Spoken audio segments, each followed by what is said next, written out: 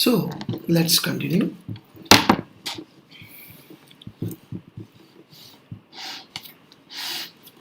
So we begin again with a problem. All right. कि problem ये है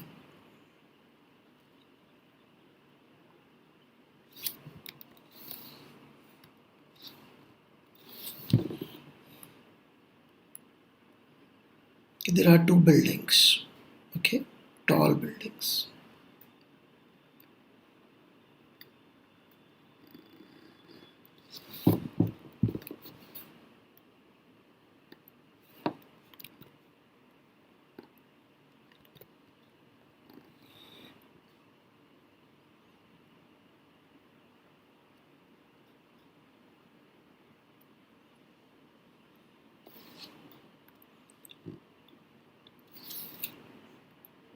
Which are 22 meters apart.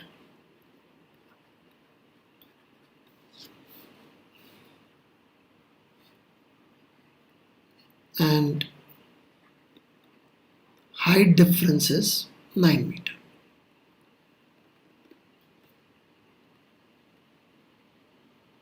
All right. And in buildings पे से दो projectiles launch किए जा रहे हैं. एक 2 मीटर पर सेकंड से 45 डिग्री पर. All right. And the other one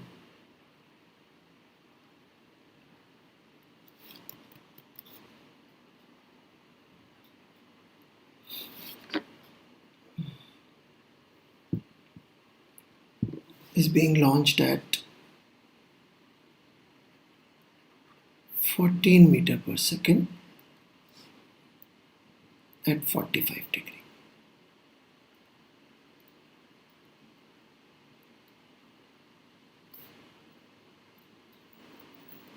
ठीक है. And the question is minimum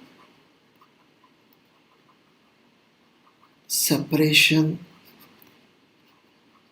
between these two projectiles. ठीक है. Between these two projectiles. इस प्रोजेक्टाइल को A कह देते हैं, इस प्रोजेक्टाइल को B कह देते हैं. ठीक है.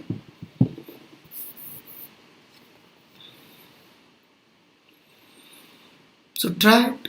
जो भी तरीका आपको आता है, हमने आपको अलग अलग तरीके सिखाए पहले भी, तो आपको जो तरीका समझ में आए पहले उससे ट्राई करिए, फिर हम आगे बातचीत करेंगे.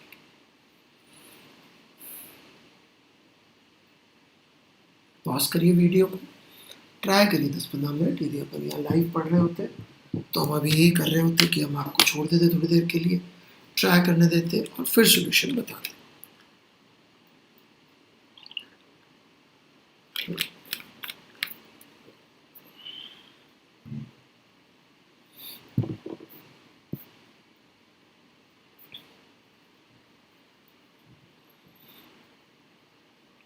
तो एक तो मिनिमम सेपरेशन के लिए वही कि आप इंटीग्रेशन वगैरह डिफरेंशिएशन वगैरह पे चले जाएं.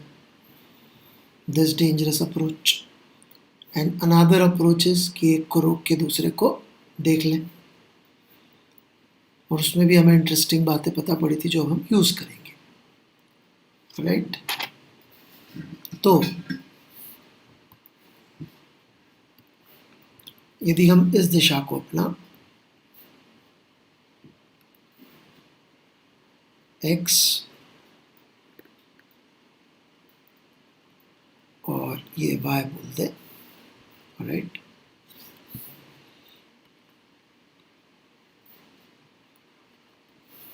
तो हियर वी गो. सबसे पहले a के बारे में बात कर लेते हैं. रिगार्डिंग ये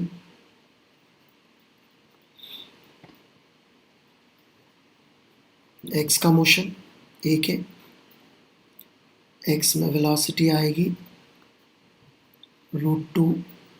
राइट. 2 cos 45 degree. एक्सेलरेशन आएगा 0. y में बात कर लेते हैं.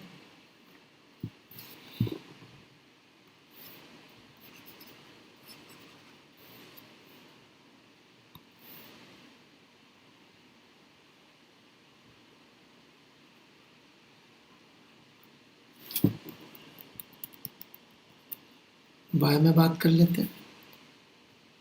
ऑलराइट, तो uy would be again positive root 2, but ay would be minus g. y ऊपर प्लस लिया तो माइनस g प्रोजेक्टाइल. ऑलराइट, इसी तरह से अब हम लोग b के बारे में बात कर रहे हैं. Alright,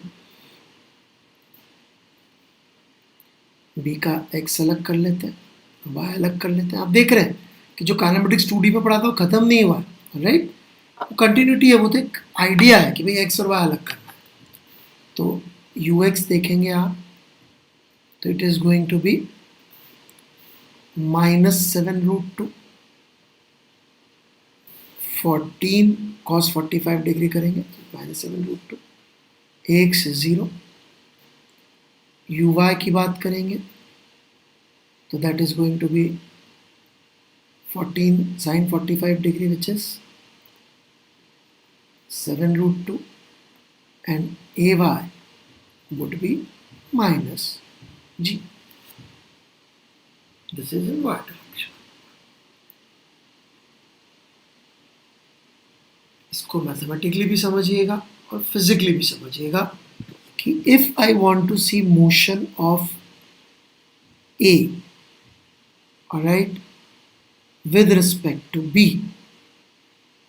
right, a with respect to b, कि b को a का मोशन कैसा दिख रहा है. If I want to see that तो स्टेप बाय स्टेप चलेंगे हम. तो x की बात कर लेते हैं पहले और समझ भी लेते हैं. x में देखेंगे तो इनिशियल वेलोसिटी होगी √2 minus of -7√2, which would be 8√2. जिनको समझ में नहीं आया, what we have done is velocity vector of A minus velocity vector of B, और उसमें x वाला करेंगे तो ये हो गया आपका √2 and minus of -7√2, ये x के लिए कर दिया मैंने, तो that is 8√2. इसको समझेंगे तो और भी अच्छा रहता. ऑलराइट, कि भाई बड़ी सिंपल सी बात है, सिर्फ x सोच रहे, y के बारे में सोच ही नहीं रहे. ये √2 से इधर जा रहा है, x में ये 7√2 से इधर आ रहा है.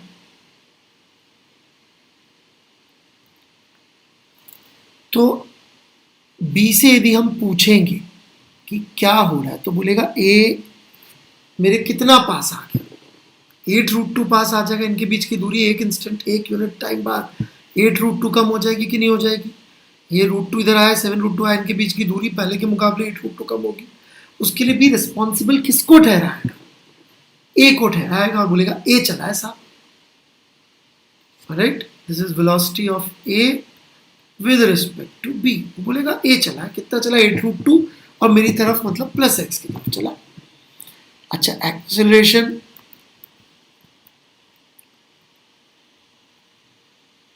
दोनों का 0 ही है.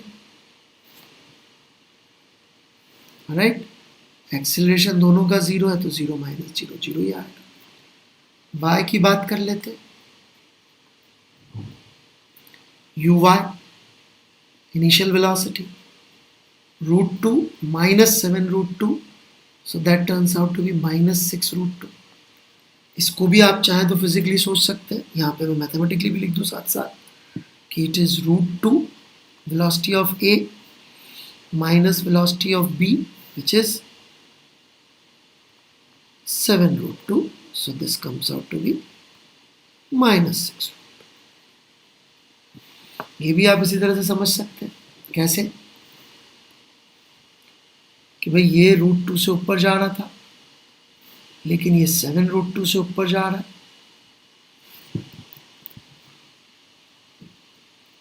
तो एक्चुअल में B क्या बोलेगा? A मेरे से पीछे छूट जा रहा है. कितना पीछे छूट जा रहा है एक यूनिट टाइम में? 6√2 पीछे छूट जा रहा है. पीछे मतलब नीचे रह जा रहा है. So that is Y -6√2. ये सोच बहुत जरूरी है पकड़ में आना. सिर्फ ये मैथमेटिकल उससे नहीं आएगा.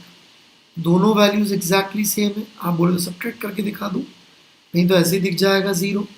और ये अपन ने पिछली क्लास में जो एग्जाम्पल लिया था वहाँ पे भी आपने देखा था रिलेटिव एक्सेलरेशन 0 ही आया था.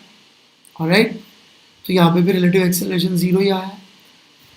Now relative acceleration zero gives us a big opportunity. B को ए का मोशन, इस चित्र में भी मैंने बोला नहीं था उस दिन, स्ट्रेट लाइन ही दिख रहा होगा. क्यों? क्योंकि सामने जा रहा है. आप देखेंगे तो उसके लिए स्ट्रेट लाइन आया था, एक्सेलरेशन है नहीं, सिर्फ इनिशियल वेलोसिटी है. तो बी को ए का मोशन मैंने बोला भी था कि ऐसे जा रहा होगा उसके हिसाब से, तो राइट स्ट्रेट लाइन मोशन दिख रहा होगा, क्योंकि रिलेटिव एक्सेलरेशन इज जीरो.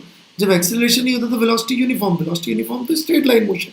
मतलब बी को जो ए का मोशन दिखेगा वो एक स्ट्रेट लाइन मोशन दिखेगा जिसके ये एक्स और वाई कंपोनेंट्स है, जिसके ये एक्स और वाई कंपोनेंट्स है. सो लेट्स सी कैसा मोशन दिखेगा.